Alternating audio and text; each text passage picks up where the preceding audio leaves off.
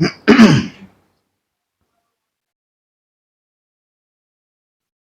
الحمد لله نحمده ونستعينه ونستغفره ونعوذ بالله من شرور أنفسنا ومن سيئات أعمالنا من يهده الله فلا مضل له ومن يضلله فلا هادي له وأشهد أن لا إله إلا الله وحده لا شريك له وأشهد أن محمدا عبده ورسوله أما بعد فإن خير الحديث كتاب الله وخير الهدي هدي محمد صلى الله عليه وسلم وشر الأمور محدثاتها وكل محدثة بدعة وكل بدعة ضلالة وكل ضلالة في النار. أعوذ بالله السميع العليم من الشيطان الرجيم. بسم الله الرحمن الرحيم. يا أيها الناس اتقوا ربكم الذي خلقكم من نفس واحدة وخلق منها زوجها وبث منهما رجالا كثيرا ونساء واتقوا الله الذي تساءلون به والأرحام إن الله كان عليكم رقيبا. يا أيها الذين آمنوا اتقوا الله حق تقاته ولا تموتن إلا وأنتم مسلمون. يا أيها الذين آمنوا اتقوا الله وقولوا قولا سديدا يصلح لكم أعمالكم ويغفر لكم ذنوبكم ومن يطع الله ورسوله فقد فاز فوزا عظيما. وقال الله تعالى في مقام آخر: ما يلفظ من قول إلا لديه رقيب عتيد. وقال الله تعالى في مقام آخر: ولا تقف ما ليس لك به علم إن السمع والبصر والفؤاد كل أولئك كان عنه مسؤولا. رب اشرح لي صدري ويسر لي أمري واحلل عقدة من لساني يفقه قولي رب زدني علما اللهم رب زدنی علما آمین. حاضرین جمعہ، نوجوان دوستوں، بزرگوں، عزیز بچوں، پردہ نشین اسلامی ماں و بہنوں،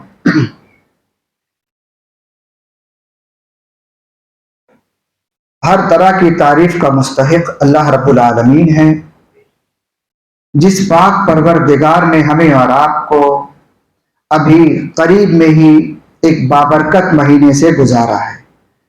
ہم اس بابرکت مہینے کی عطا پر اللہ کا جتنا شکر ادا کریں کم ہے. درود و سلام ہو اللہ کے پیارے حبیب جناب محمد رسول اللہ صلی اللہ علیہ وسلم پر. اللہ رب العالمین نے جنہیں اس کائنات کے اندر اپنا آخری نبی، آخری رسول، آخری پیغمبر اور ہم تمام لوگوں کے لیے رہبر و رہنما، اغوا پیشوا بنا کر بھیجا ہے. محترم حاضرین، جیسا کہ آپ کو معلوم ہے کہ آج کے خطبے کے لیے میں نے جس موضوع کا انتخاب کیا ہے وہ ہے زبان کی حفاظت کیسے ممکن ہے. یاد رکھیے گا میرے بھائیوں، یہی زبان ہے جس کے ذریعے سے انسان یا تو اللہ تعالی کا قرب حاصل کر لیتا ہے یا اللہ تعالی سے دوری اختیار کر لیتا ہے. دونوں چیزیں اسی زبان کے ذریعے سے ہی ممکن ہیں. اگر ہم نے اپنی زبان کا صحیح استعمال کیا، یقین جانیے اللہ تعالیٰ اتنا خوش ہوتا ہے اپنے بندوں سے، اتنا خوش ہوتا ہے کہ اللہ تعالیٰ اپنے اس بندے کو اپنے سے بے انتہا قریب کر لیتا ہے۔ اور اگر ہم اپنی زبان کا غلط استعمال کریں تو اللہ تعالیٰ تو نہیں خوش ہوتا، لیکن دنیا والے بھی ہمارے اس رویے سے خوش نہیں ہوتے ہیں۔ آج دنیا کے اندر بگاڑ، فساد، لڑائی جھگڑے، بھائی بھائی کے درمیان اختلافات، شوہر بیوی کے درمیان جھگڑے، یہ جو ساری چیزیں سامنے آ رہی ہیں، اس کی ایک بہت بڑی بنیادی وجہ جو ہے ہماری اور آپ کی زبان ہے۔ آج کے ماحول کے اندر ہم یہ دیکھ رہے ہیں کہ خاص کر ہمارا نوجوان طبقہ جو ہے، ہمارا نوجوان بھائی، ہمارا نوجوان ساتھی جو ہے، اس موبائل کی دنیا میں جس میں اپنے آپ کو نہ رات دیکھتا نہ دن دیکھتا، 24 گھنٹے اس میں بزی رکھنے کی کوشش کرتا ہے، اور نتیجہ یہ نکلتا ہے اس کا دل و دماغ پہلے خراب ہوتا ہے، اس کے جذبات خراب ہوتے ہیں، پھر اس کا اثر اس کی زبان پر آ جاتا ہے۔ جو چیزیں دیکھتا ہے، اگر انسان اچھائی دیکھتا ہے نا تو اس کا اثر اس کی زندگی میں پایا جاتا ہے۔ اگر آپ قرآن کریم کی آیتیں سنیں، علماء کے بیانات سنیں، تفسیر سنیں، آپ کا دل یہ چاہے گا کاش جو باتیں بتائی جا رہی ہیں میں اس پر عمل کر کے اللہ کا تقرب حاصل کر لوں۔ لیکن اگر انسان اسی موبائل کے ذریعے سے سیریل دیکھے، فلمیں دیکھے، ناچ گانے دیکھے، آپ نے ٹرینوں میں چلتے پھرتے دیکھا ہوگا یا بسوں میں آپ نے دیکھا ہوگا، میں نے بھی دیکھا ہے، کچھ لوگ ایسے ہیں جو موبائل میں ایئر فون لگائے اور نگاہیں موبائل پر ٹکی ہوئی ہے اور دیکھتے دیکھتے بیٹھے بیٹھے ناچتے رہتے ہیں، ہاتھ پیر کا ایکشن ان کا چلتا رہتا ہے، زبانیں ان کی چلتی رہتی ہیں۔ آخر کیا ہے یہ اثرات جانتے ہیں؟ جو کچھ انسان اپنی آنکھوں سے دیکھتا ہے، اپنے کانوں سے سنتا ہے نا، اس کے اثرات اس کے جسم پر پڑتے ہیں اور پھر اس کا اظہار اس کی زبان سے ہوتا ہے۔ قرآن کریم کی وہ آیت خطبہ مسنونہ کے بعد جو میں نے پیش کیا، اللہ رب العالمین کیا فرماتا ہے اس میں؟ وَلَا تَقْفُ مَا لَيْسَ لَكَ بِهِ عِلْمٌ إِنَّ السَّمْعَ وَالْبَصَرَ وَالْفُؤَادَ كُلُّ أُولَئِكَ كَانَ عَنْهُ مَسْئُولًا۔ یاد رکھیے گا، اللہ رب العالمین نے انسان کے جسم کے 3 اعضاء کی طرف اس آیت میں اشارہ کیا، اور اللہ نے کہا یہ 3 اعضاء جو میں بتا رہا ہوں نا، قیامت کے دن ان سے میں سوال کروں گا۔ وہ 3 اعضاء جسم کے کون سے ہیں؟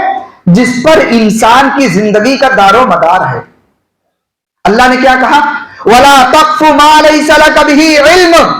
اے لوگوں، جس بات کا تمہیں علم نہیں ہے، جو چیز نہیں جانتے ہو، اس کے پیچھے مت پڑو۔ مثال کے طور پر ہمیں اپنے بھائی کے بارے میں نہیں معلوم کہ میرا بھائی کہاں جاتا ہے، کہاں آتا ہے، کیا کماتا ہے، کیا کرتا ہے، ہمیں اس کے بارے میں خبر نہیں۔ ملاقات ہو جاتی ہے، مسجد میں آتے جاتے ہم سلام دعا کر لیتے ہیں، لیکن اس کی زندگی کیسے گزر رہی ہے، کیا کرتا ہے، ہمیں اس کے بارے میں خبر نہیں ہے۔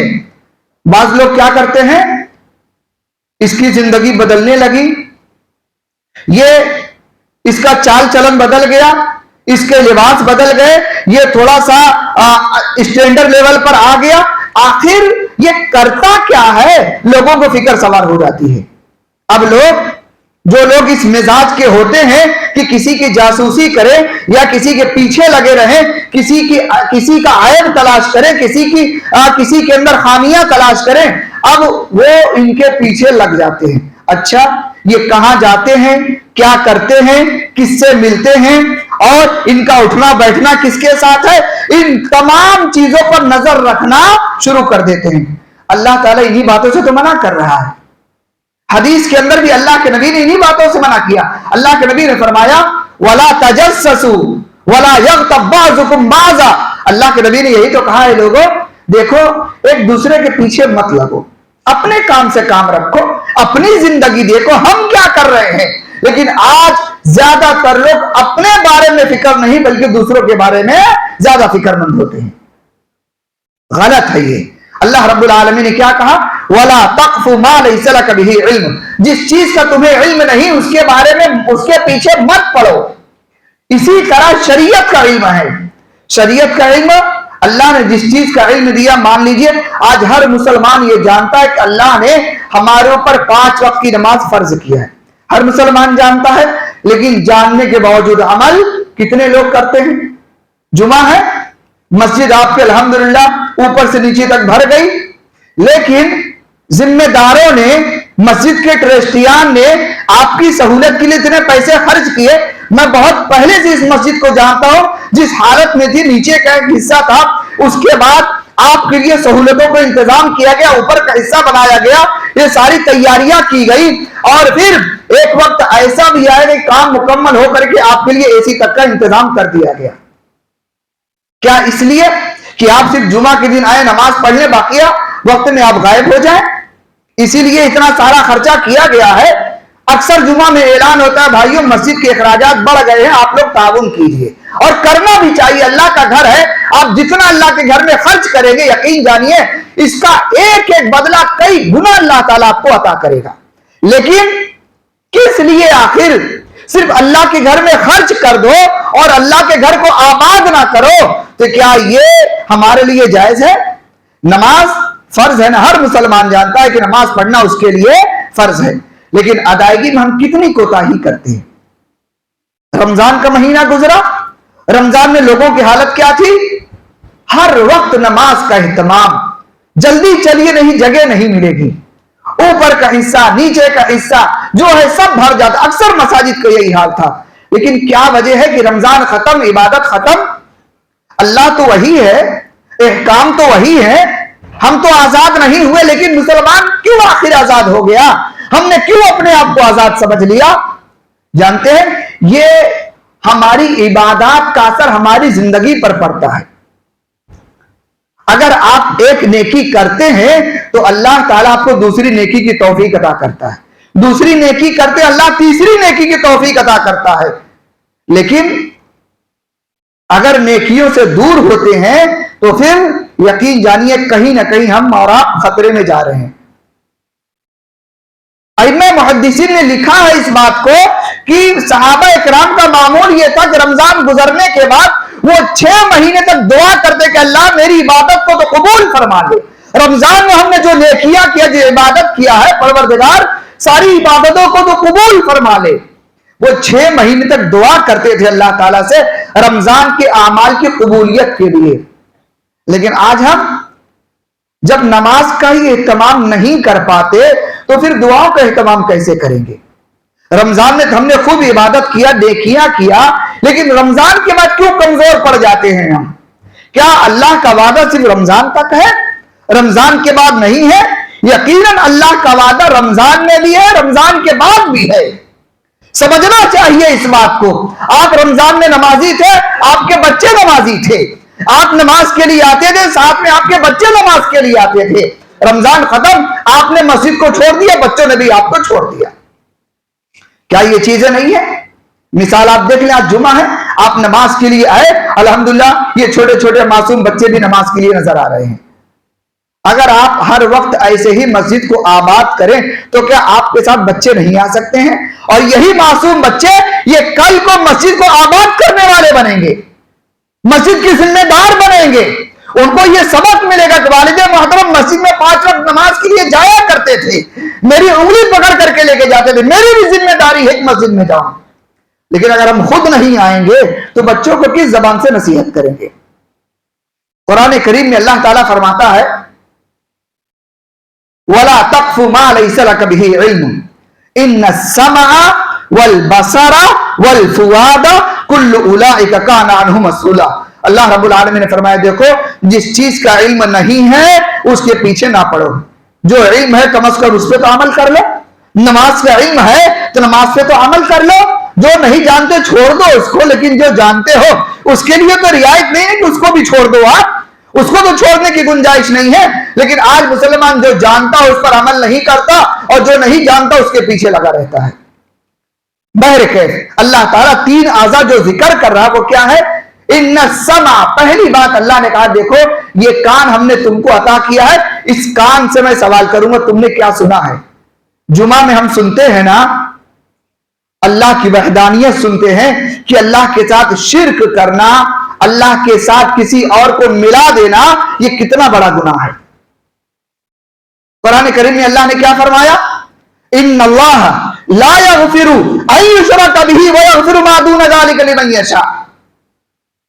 अल्लाह ताला शिर्क को कभी भी माफ नहीं करेगा, उसके अलावा जिसे चाहे माफ कर देगा। शिर्क करने का जो तरीका है ना, इंसान सबसे पहले अपनी जबान से करता है। मान लीजिए थोड़ी सी मुश्किलात आई, थोड़ी सी तकलीफ आई जिंदगी में, इंसान फौरन अपनी जबान से अल्लाह के अलावा किसी और को पुकारने लगता है, दूसरों का नाम लेने लगता है, दूसरों का नाम लेकर के याद करने लगता है, मदद के लिए दूसरों को पुकारने लगता है। अल्लाह के अलावा किसी और को इस जबान से पुकारना यह क्या है? नाजायज और हराम है। मदद के लिए खासकर अल्लाह के अलावा किसी और को हम पुकार नहीं सकते। लेकिन आज बहुत सारे मुसलमान हैं, मुश्किल तरीन वक्त में अल्लाह का नाम ना लेकर के गैरुल्लाह का नाम, दूसरों का नाम, अपने ही जैसे इंसानों का नाम लोग लेते हैं, जो कि सरासर नाजायज और हराम है। तो पहली बात तो अल्लाह ने यह कहा इन्न समा, हमने तुम्हें कान अता किया है, कयामत के दिन तुम्हारे इस कान से हम सवाल करेंगे तुमने सुना क्या है। अब आप बताइए लोग इस कान से कितना बिजी रहते हैं। ईयरफोन लगा करके सुबह से शाम हो जाती है, गाड़ी चला रहे हैं तो भी वही, सफर कर रहे हैं तो भी वही, ऑफिसों में काम कर रहे हैं तो भी वही, कहीं आ रहे हैं जा रहे हैं तो भी वही, हत्ता कि अगर कोई किसी से मुलाकात कर रहा है तो भी वही कान में लगा रहता है। क्या हमारी हालत ये नहीं हो गई है? गौर करें जरा। और ये जो मैं कह रहा हूं एक सच्चाई है ये मेरे भाइयों। अगर आप अच्छाई सुनते हैं, यकीन जानिए अल्लाह ने आपको तौफीक अता किया है। आप कुरान की आयतें अगर सुन रहे हैं, अल्लाह का कलाम सुन रहे हैं, अहादीस सुन रहे हैं, उलमा के बयानात सुन रहे हैं, जिसका मकसद यह है कि मेरी जिंदगी में इस्लाह हो जाए, जो कमियां हैं वो दूर हो जाए और मैं अल्लाह का करीबी बन जाऊं। अगर आप इस नियत से कान को सुन रहे हैं ना, नेकियां, ये कान गवाही देगा परवरदिगार इस मैंने जो सुना है ये तेरी तारीफ सुना है, तेरी खूबियां सुना है, अल्लाह मैंने इसका गलत इस्तेमाल नहीं किया। अल्लाह ताला कान की गवाही को कबूल कर लेगा आपके हक में। उसके बाद दूसरी चीज क्या कहा? वल बसर, अल्लाह ने आंख का जिक्र किया। कहा हमने तुम्हें आंख अता किया है ना, इस आंख से भी कयामत के दिन सवाल करेंगे कि तुमने देखा क्या है। आखिर ये बताओ, सारी जिंदगी हमने तुम्हें देखने की सलाहियत दिया तो देखा क्या है? देखने वाले जो लोग अपने आप को ज्यादा बिजी रखते हैं, अच्छाइयों में या बुराइयों में, जिस चीज में भी रखते हैं, हर शख्स अपने बारे में फैसला कर सकता है कि मैं अपनी आंख का इस्तेमाल कहां करता हूं। अगर आंख का इस्तेमाल सही चीजों में हो रहा है, अल्लाह का कुरान देखने में, अहादीस देखने में, या उलमा का बयानात देखने में, सही चीजें देखने में, यकीन जानिए आप नेकियों की तरफ बढ़ते जा रहे हैं और ये नेकियां आपको धीरे धीरे अल्लाह से करीब करती जा रही हैं। लेकिन अगर कोई शख्स इन्हीं आंखों से बुराइयां देखता है, गुनाह की चीजें देखता है, तो क्या अल्लाह ताला को खबर नहीं है? इंसान बसा औकात लोगों से मोबाइल छुपा करके देखने की कोशिश करता है। अगर गुनाह करता है तो यह समझता है कि मैं देखूं, मेरे साथ कोई दूसरा ना देखे, मैं जो कर रहा हूं मेरे ऐब से दूसरा कोई वाकिफ ना होने पाए, मेरा ऐब कोई जानने ना पाए। लेकिन क्या इंसान इस बात को भूल जाता है? कुरान करीम में अल्लाह ने फरमाया इद यतलक्कल मुतलक्कियानी अनिल यमीन व अनिश शिमाल कईद मा यल्फिज़ु मिन कौलिन इल्ला लदैहि रकीबुन अतीद। उठाइए कुरान करीम सूरह काफ आयत नंबर 17 और 18 उठा के देख लीजिएगा। अल्लाह ताला फरमाता है हमने दो निगहबान तुम्हारे पास मुतय्यन कर दिए। انسان اگر انسان سے اس کو شرم آ سکتی ہے تو کیا اللہ نے فرشتے ہمارے ساتھ متعین کیے ہمیں فرشتوں سے شرم نہیں آتی ہے؟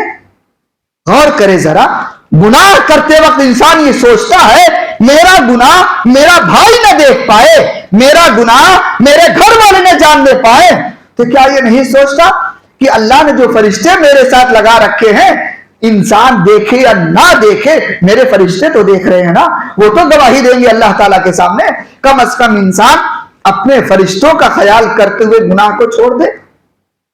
لیکن انسان اتنا جری ہو جاتا ہے، کبھی اتنا ڈھیٹ ہو جاتا ہے گناہ کرتے کرتے، اسی لیے اللہ کے نبی صلی اللہ علیہ وسلم نے کیا فرمایا، جب انسان ایک گناہ کرتا ہے تو اس کے دل پر سیاہ دھبا لگ جاتا ہے، ایک نقطہ پڑ جاتا ہے، دوسرا گناہ کرتا ہے دوسرا نقطہ لگ جاتا ہے، تیسرا گناہ کرتا ہے تیسرا دھبا لگ جاتا ہے، حتیٰ کہ گناہ کرتے کرتے یہ دل ایک دم سیاہ ہو جاتا ہے۔ اٹھائیے قرآن کریم، اللہ تعالیٰ کیا فرماتا ہے، کلا بل ران علی قلوبہم ما کانوا یکسبون، ان کے دلوں پر زنگ لگ گیا ہے، دل زنگ آلود ہو گیا ہے۔ اور دل پر زنگ کب لگتا ہے؟ جب انسان گناہ کی طرف جاتا ہے، چاہے وہ گناہ اپنی آنکھوں سے کرے، چاہے کان سے کرے اور چاہے زبان سے کرے، جب انسان گناہ کرتا ہے نا تب اس کے دل پر ایک سیاہ دھبا لگ جاتا ہے۔ یہی تو کہا اللہ نے، کلا بل ران علی قلوبہم ما کانوا یکسبون، ان کے دلوں پر زنگ لگ چکا ہے، زنگ چڑھ گیا ہے ان کے دلوں پر۔ کیسے آخر یہ لوگ بہتری کی طرف جا سکتے؟ بہرکیف تیسری چیز اللہ نے اس آیت کریمہ میں کیا فرمایا، وَلَا تَقْفُ مَا لَيْسَ لَكَ بِهِ عِلْمٌ إِنَّ السَّمْعَ وَالْبَصَرَ وَالْفُؤَادَ۔ تیسری چیز اللہ نے کیا کہا، یہ دل، فؤاد کے معنی دل کے ہوتے ہیں، ہم نے یہ دل تمہیں عطا کیا ہے نا، إِنَّ السَّمْعَ وَالْبَصَرَ وَالْفُؤَادَ كُلُّ أُولَئِكَ كَانَ عَنْهُ مَسْئُولًا، ہم ان میں سے ہر ایک سے سوال کریں گے، بتاؤ تمہارا استعمال کیسے کیا گیا ہے۔ یہ اعضاء ہمارے اختیار میں ہیں۔ آج اگر کسی کا دل تھوڑا سا خراب ہو جائے، دل میں کوئی بیماری پیدا ہو جائے، انسان دل کی اصلاح کے لیے نہ جانے بڑے بڑے ہاسپٹلوں کے چکر لگاتا ہے، بسا اوقات دل کی بیماری دور کرنے کے لیے گھر بار سب بیچ دیتا ہے کہ کسی طرح دل صحیح ہو جائے۔ اللہ کے نبی صلی اللہ علیہ وسلم نے اس کی اصلاح کا کیا طریقہ بتایا ہے؟ اللہ کے نبی کیا دعا کرتے تھے؟ کاش یہ دعا ہم اپنی زبان پر لے کر کے آ جائیں، وہ دعا پڑھتے رہیں، یقین جانیے زبان کی اصلاح ہو جائے گی اور اس کے ساتھ ساتھ ہمارے سارے جسم کی بھی اصلاح ہو جائے گی۔ اللہ کے نبی کیا دعا پڑھتے تھے؟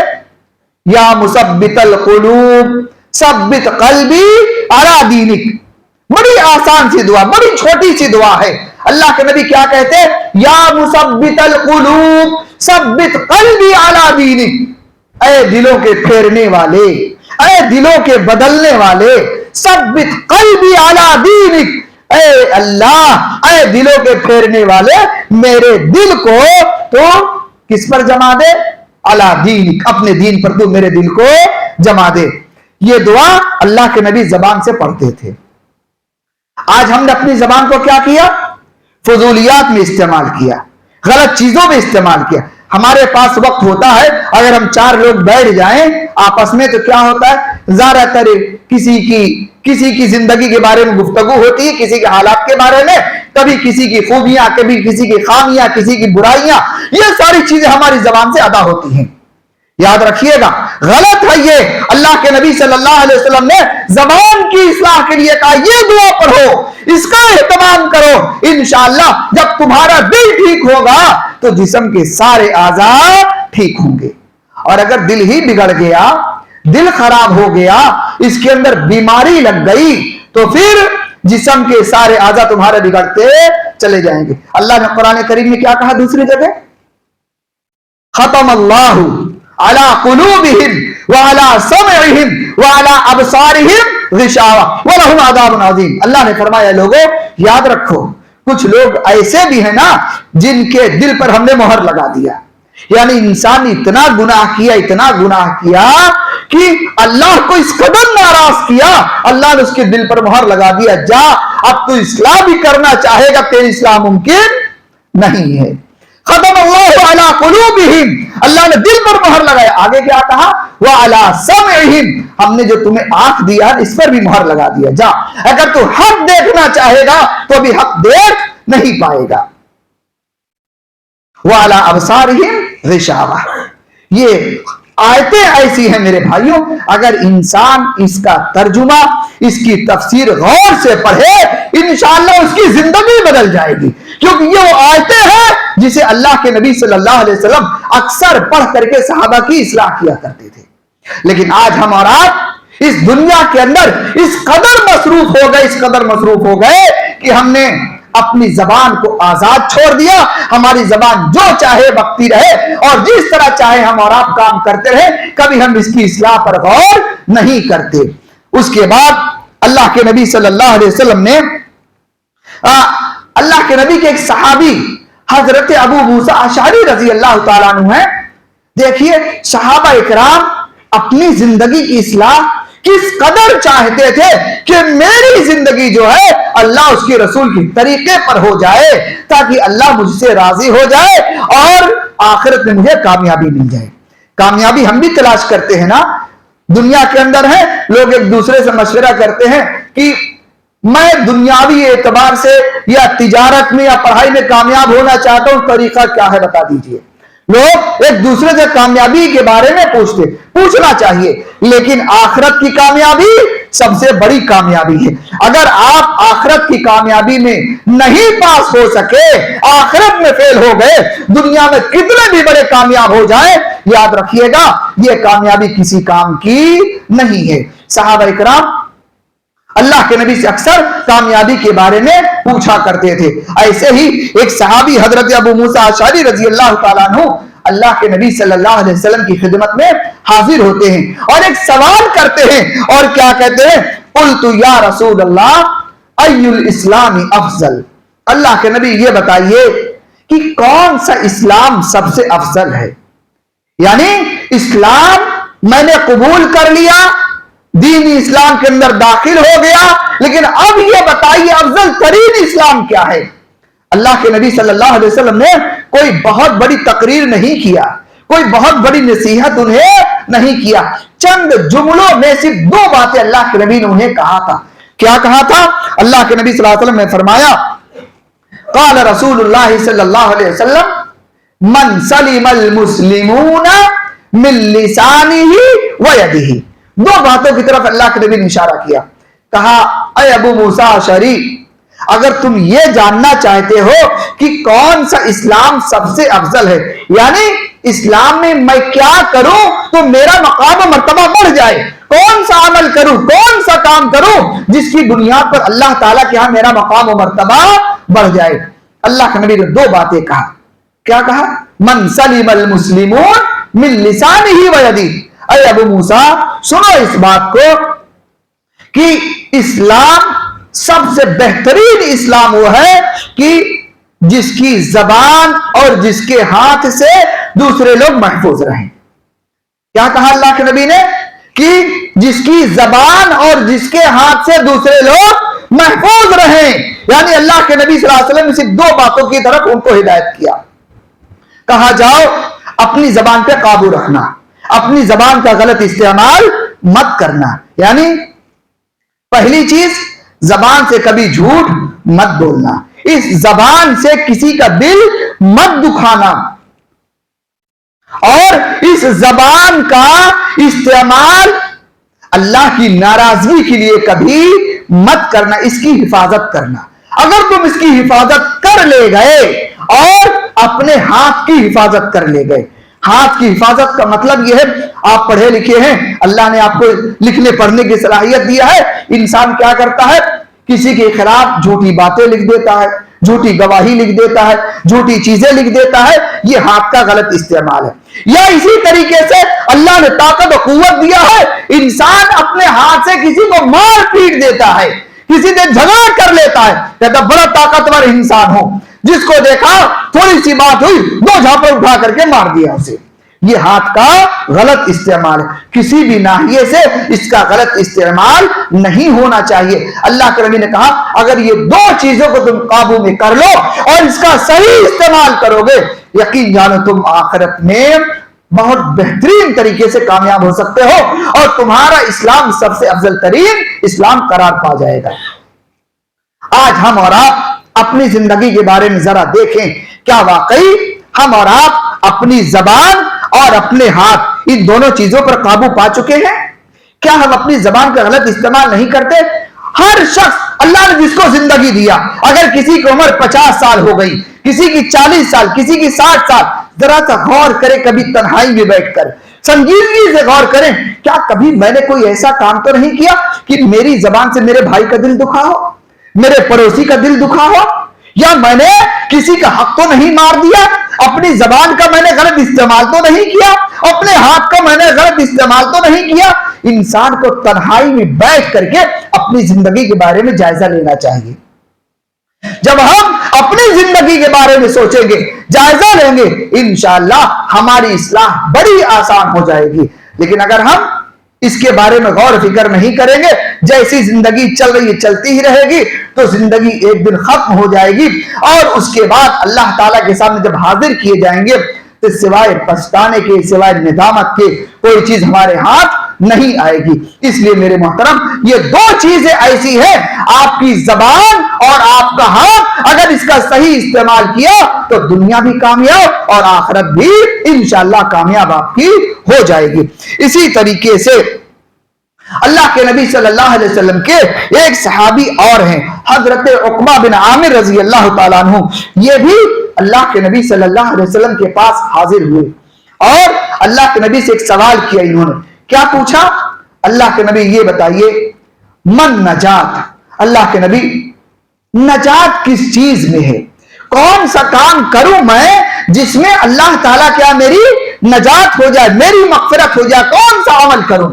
اللہ کے نبی صلی اللہ علیہ وسلم نے انہیں 3 باتوں کی طرف اشارہ کیا، بڑی لمبی چوڑی وضاحت نہیں کیا، صرف 3 باتیں کہا، اے عقبہ بن عامر اگر تم ان 3 باتوں پر عمل کر لو تو تمہاری نجات ممکن ہے۔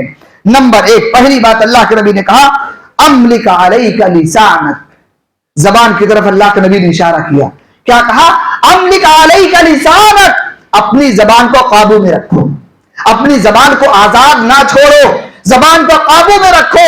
اگر اس زبان سے الفاظ ادا ہو، یا تو اللہ کی تعریف، اللہ کی حمد و ثنا، اللہ کی بڑائی، اللہ کی بزرگی تمہاری زبان سے نکلے، اور اگر نہیں ادا کر سکتے ہو تو زبان کو خاموش رکھو۔ لیکن بلا وجہ زبان کو آزاد چھوڑ دیا، جب چاہا جہاں چاہا بکتے رہے، جو چاہا بولتے رہے، تو پھر نجات تمہاری آسان نہیں ہوگی۔ اگر نجات چاہتے ہو تو پہلی چیز یہ ہے کہ اپنی زبان کو قابو میں رکھو، زبان کو آزاد ہرگز نہ کرو۔ اس کے بعد دوسری نصیحت اللہ کے نبی نے کیا کہ وَلْيَسَعْكَ بَيْتُكَ، اور اگر تم نجات چاہتے ہو نا تو دیکھو دوسری چیز یہ ہے کہ تم اپنے گھر کو لازم پکڑو۔ کیا مطلب؟ یعنی بلا وجہ، بلا ضرورت گھر کے باہر نہ نکلو۔ کام ہے آپ جاؤ، کوئی آدمی تجارت کرتا ہے، دھندا کرتا ہے، بزنس کرتا ہے، شوق سے نکلے، اپنے کام پہ جائے، کیونکہ اس کے بغیر اس کی زندگی بھی آسان نہیں ہے۔ بیوی بچے ہیں، گھر خاندان ہے، سماج ہے، سب کو دیکھنا ہے، تو انسان اس کے لیے جا سکتا ہے۔ آپ چھٹی پر ہیں، کوئی کام نہیں ہے، بلا وجہ جا کے ہوٹل پہ بیٹھے رہنا، کہیں روڈ پہ کھڑے رہنا، یا کہیں اور جا کر کے بکواس بازی کرنا، اللہ کے نبی نے اس سے منع کیا تھا۔ وَلْيَسَعْكَ بَيْتُكَ، اپنے گھر کو لازم پکڑو، اپنے گھر کے اندر موجود رہو، اپنی فیملی میں رہو، اپنے بچوں کے ساتھ میں رہو۔ یہ بات کیوں کہا اللہ کے نبی نے؟ جب اپنے گھر میں رہو گے، اپنی فیملی کے درمیان رہو گے، پھر تمہاری زبان بھی قابو میں رہے گی۔ انسان جب دوستوں میں ہوتا ہے نا تو بے تکلفی اتنی بڑھ جاتی ہے کہ انسان نہ جانے کیا کیا بول جاتا ہے اپنی زبان سے، اس کو احساس بھی نہیں ہوتا ہے۔ دوستی اچھی چیز ہے، کرنی چاہیے، لیکن ایسے لوگوں سے دوستی کریں جہاں آپ کی زبان خطرے میں نہ پڑے۔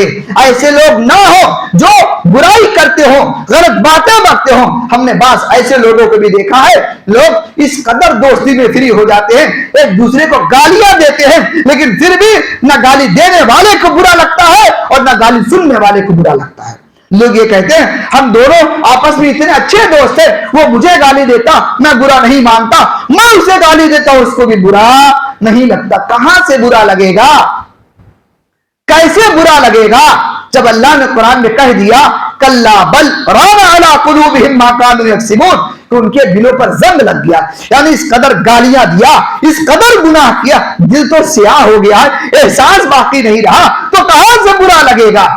کوئی کسی کی ماں کو، کسی کے باپ کو، کسی کی اولاد کو گالی دے اور اس کو برا بھی نہ لگے، یقیناً وہ شخص ایسا ہے کہ اس کا دل سیاہ ہو چکا ہے۔ اور تیسری بات اللہ کے نبی نے اس حدیث کے اندر جو بیان فرمایا وہ کیا ہے؟ وَبْكِ عَلَىٰ خَطِيئَتِكَ۔ تیسری بات اللہ کے نبی نے کہا ہے، دیکھو عقبہ بن عامر، اگر تم نجات چاہتے ہو نا تو آخری بات یہ ہے کہ اپنے گناہوں پر اللہ کے سامنے خوب رو، کیونکہ انسان ہے، غلطیاں لازمی ہیں اس سے۔ اور اللہ کے نبی نے اگر یہ نصیحت صحابہ کو کیا کہ وَبْكِ عَلَىٰ خَطِيئَتِكَ، اپنے گناہوں پر رو، یعنی اللہ کے سامنے ہاتھ پھیلاؤ، دعائیں کرو، زبان کا استعمال کرو، اللہ سے معافی مانگو اور خوب رو رو کر کے دعائیں کرو۔ اللہ کے نبی نے اگر یہ نصیحت حضرت عقبہ بن عامر کو کیا جبکہ یہ لوگ صحابی تھے، تب آپ بتائیے اس نصیحت کا اثر ہماری اور آپ کی زندگی پر کتنا ہونا چاہیے؟ اگر اللہ کے نبی صحابی کو یہ کہہ سکتے ہیں کہ خوب رو اپنے گناہوں پر، تو ہمیں اور آپ کو کتنا رونا چاہیے؟ غور کریں، کیا کبھی ہم نے تنہائی میں اللہ کے سامنے رویا، کبھی گڑ گڑایا، احساس ہوا اس بات کا کہ اللہ تیرا گنہگار بندہ ہو، خطا کار بندہ ہو، بڑی غلطیاں زندگی میں ہو گئی پروردگار، آج تیرے سامنے ہاتھ پھیلا کر کے اپنے گناہوں کی مغفرت چاہتا ہوں، پروردگار تم مجھے معاف کر دے۔ کبھی ہماری زبان، ہماری آنکھوں سے آنسو نکلے؟ کیا ہم اللہ کے نبی کی وہ حدیث بھول گئے؟ اللہ کے نبی نے فرمایا کہ اللہ تعالیٰ کو دو قطرے بڑے محبوب ہیں، دو قطرے اللہ کو بڑے محبوب ہیں۔ ایک وہ قطرہ جو تنہائی میں، اکیلے میں انسان اللہ کو یاد کر کے رو جائے، اس کی آنکھوں سے آنسو نکل جائے، اللہ کو یہ آنسو بڑا محبوب ہے۔ یہ دو آنسو اگر آپ کی آنکھوں سے نکل گئے نا، یقین جانیے میرے بھائی، اللہ تعالیٰ آپ کی زندگی کے سارے گناہوں پر پانی ڈال سکتا ہے، ساری خطاؤں کو اللہ تعالیٰ معاف کر سکتا ہے۔ شرط یہ کہ دو چیزیں نہیں ہونی چاہیے۔ نمبر ایک، انسان اللہ کے ساتھ شرک نہ کیا ہو، اگر ایک شرک کیا تو سچے دل سے اس کی معافی لے چکا ہو۔ دوسری چیز یہ ہے کہ اس کے اوپر حقوق العباد کا معاملہ نہیں ہونا چاہیے۔ حقوق العباد انشاءاللہ پھر کسی موقع پر بتاؤں گا، لیکن اگر کوئی شخص کسی کا حق لے کر کے بیٹھا ہے اور رو کر کے دعائیں کرتا ہے تو اللہ تعالیٰ دوسرے گناہ کو معاف کر دے گا، لیکن حقوق العباد کا جو معاملہ ہے اللہ اسے معاف نہیں کرے گا جب تک کہ وہ بندے سے نہ معاف کرا لے جس کا حق اس نے لیا ہے۔ تو یہ چند نصیحتیں تھیں جو میں نے آپ کے سامنے رکھا، یہ میں اپنے لیے بھی، آپ کے لیے بھی، اور خاص کر خواتین کے لیے بھی ضروری سمجھتا ہوں۔ اللہ تعالیٰ سے دعا کرتا ہوں کہ پروردگار ہم تمام لوگوں کو اپنی زبان کی حفاظت کرنے کی توفیق عطا فرما۔ پروردگار ہم نے اپنی زبان کو اب تک بہت آزاد چھوڑ دیا تھا، ہماری زبان سے بہت ساری غلطیاں ہو گئی ہیں۔ پروردگار ہم اپنی زبان سے کی ہوئی ایک ایک غلطی سے اے اللہ تیرے سامنے توبہ کرتے ہیں، معافی مانگتے ہیں، پروردگار تو ہمیں معاف کر دے۔ اے اللہ ہمارے جسم سے، ہمارے اعضاء سے جو بھی غلطیاں ہوئی ہیں اے اللہ ہم ہر ایک سے توبہ کرتے ہیں، پروردگار تو ہمیں معاف فرما دے۔ رب العالمین ہم بڑے گنہگار، بڑے خطا کار ہیں اے اللہ، ہم تو ایسے کہ گناہ کر کے بھول چکے ہیں پروردگار، لیکن تجھے ہمارے ایک ایک گناہوں کی خبر ہے۔ اے اللہ ہم اپنے ایک ایک گناہ سے توبہ کرتے ہیں، اے اللہ تو ہمارے سارے گناہوں کو معاف فرما دے، اے اللہ تو ہمیں جہنم سے آزاد کر دے، رب العالمین ہمیں جنت الفردوس کا حقدار بنا دے، رب العالمین ہمیں اپنے ان بندوں میں شامل کر لے جن سے تو راضی ہو چکا ہے، پروردگار جن سے تو ناراض ہے اے اللہ اگر ہمارا شمار ان میں ہو پروردگار ہمیں تو ان سے آزاد کر دے، ان سے الگ کر دے، پروردگار بچی ہوئی زندگی کو تیری رضامندی میں گزارنے کی توفیق عطا فرما، تیری عبادت میں گزارنے کی توفیق عطا فرما، تیری بندگی میں گزارنے کی توفیق عطا فرما۔ پروردگار ہمارے نوجوانوں کو، ہمارے بزرگوں کو، ہمارے بچوں کو نماز کا پابند بنا دے، شریعت کا پابند بنا دے، ہماری خواتین کو نماز کا پابند بنا، شریعت کا پابند بنا، اے اللہ ہماری مسلم ماں بہنوں کی عزت آبرو کی تو حفاظت فرما لے رب العالمین، ہمارے نوجوانوں کی حفاظت فرما لے اے اللہ، دنیا ہمارے پیچھے لگ چکی ہے اے اللہ، شیطان نے ہمیں گمراہ کر دیا، دنیا والے ہمارے پیچھے لگ چکے ہیں اے اللہ، ہم ہر ایک کے شر سے پناہ چاہتے ہیں پروردگار، تو ہماری حفاظت فرما لے، مسلمانوں پر رحم فرما، ان کی حالات پر رحم فرما رب العالمین، جہاں کہیں بھی مسلمان پریشان حال ہیں اے اللہ ہر ایک کی پریشانی کو دور کر دے، ہر ایک کی تکلیف کو دور کر دے اے اللہ، جو مقروض ہیں ان کی قرض کی ادائیگی کا تو انتظام فرما دے رب العالمین، جو بیمار ہیں اے اللہ تو انہیں صحت و تندرستی عطا فرما دے رب العالمین، جو ہمارے درمیان نہیں ہیں جن کا انتقال ہو چکا ہے اے اللہ تو ان کی مغفرت فرما دے، ان کے درجات کو بلند فرما دے، انہیں جنت الفردوس میں اعلیٰ مقام عطا فرما دے رب العالمین، ہمیں جب تک دنیا میں زندہ رکھنا، ایمان کی حالت میں زندہ رکھنا، خاتمہ ہو ایمان کی حالت میں ہو، زبان پر کلمہ شہادت جاری ہو، آمین تقبل یا رب العالمین، وآخر دعوانا ان الحمدللہ رب العالمین، اقول قولی هذا واستغفر الله لي ولكم ولسائر المسلمين واستغفروه انه هو الغفور الرحیم۔